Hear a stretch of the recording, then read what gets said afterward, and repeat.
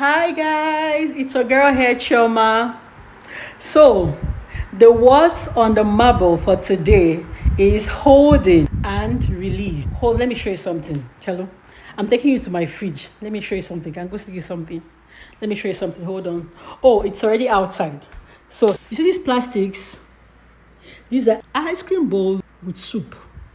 So now I need someone to explain something to me.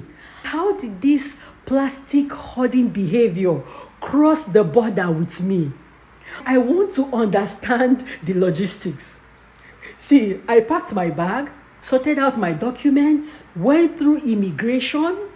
The officer looked at me, looked at my passport, looked at me, checked everything. But somehow this plastic hoarding behavior jumped the queue, didn't declare itself, and got through with me. Hey, it was not in the custom form. There was no box to say to declare, please declare any generational habits you'll be carrying from your country. Because if there was, I would have needed a bigger form. Because a lot of generational habits that I carried over.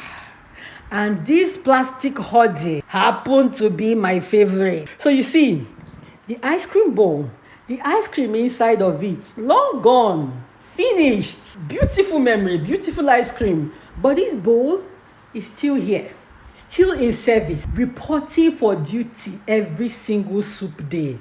See, I have Tupperware, proper Tupperwares, Tupper glass, matching lids and everything, sitting right here in my cupboard.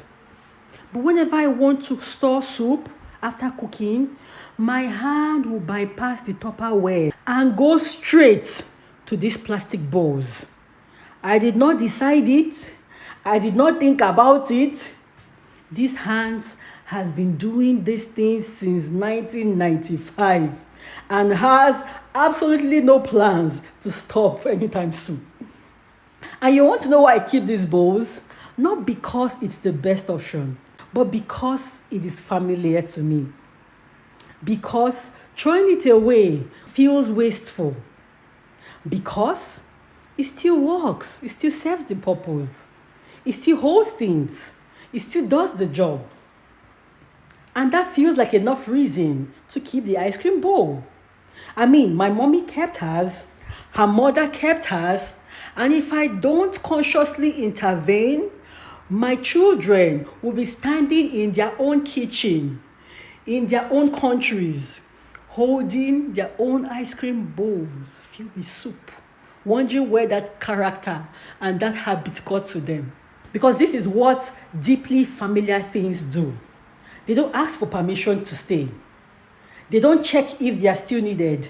They just remain. So while I'm standing here looking at these ice cream bowls, God ministered to my heart something I wasn't ready for. Choma, what else are you holding on to just because it is familiar? We're talking about plastics. It's funny. We relate to it. In fact, I sent this picture to my group chat because that's what we're known for in African holding plates. But what are other things that we're holding on to? The bitterness from that experience of something that happened years ago. Not because it is good for us, but because by now it is familiar. It is part of how we've moved on. It is part of how we've protected ourselves. It's part of our story. Throwing it away feels like we're losing something. That fear, that one that stops us from stepping into rooms that we've been called to be in. That fear that's stopping us from starting what God has asked us to start. That fear stopping us from saying yes to things that scare us. We're holding on to that fear. That voice from childhood that is telling you or telling us that we're not good enough, we're not smart enough, we're not worthy enough, we're not the kind of person that something good should happen for. We've carried those voices across every border, every season, every opportunity. Every time God opens the door, these voices come with us through it. And just like this ice cream bowl, we're not holding on to them because they're the best option. We're holding on to them because they still feel useful. They still get the job done. That bitterness feels like justice. The fear feels like wisdom. The old voice feels like being realistic. And that feels like enough reason to keep that voice. But here's what God is saying today. Familiar is not the same as purposeful. And so because something still holds things, doesn't mean it is what it is designed for that season of your life. See, the problem with holding on to familiar things is that our hands are full. And God doesn't put new things into a hand that is already full. God has been trying to hand us new things like boldness, but our hands are full with fear.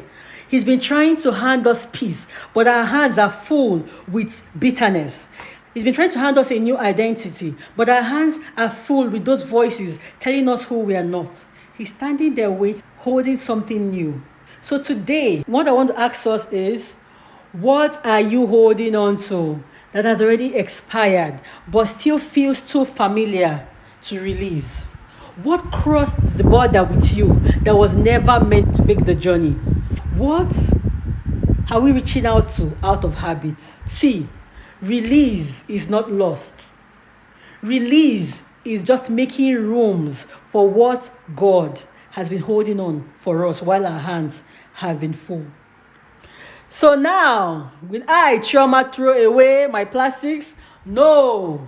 These containers and I have been through so much together. But in every other area of my life, I am asking God to show me what I've been holding on to just because it is familiar, not because it is still purposeful. I invite you to share with me in the comment section that thing that you're holding on to that you should let go. All right, thank you so much for being a part of today's section. See you next time.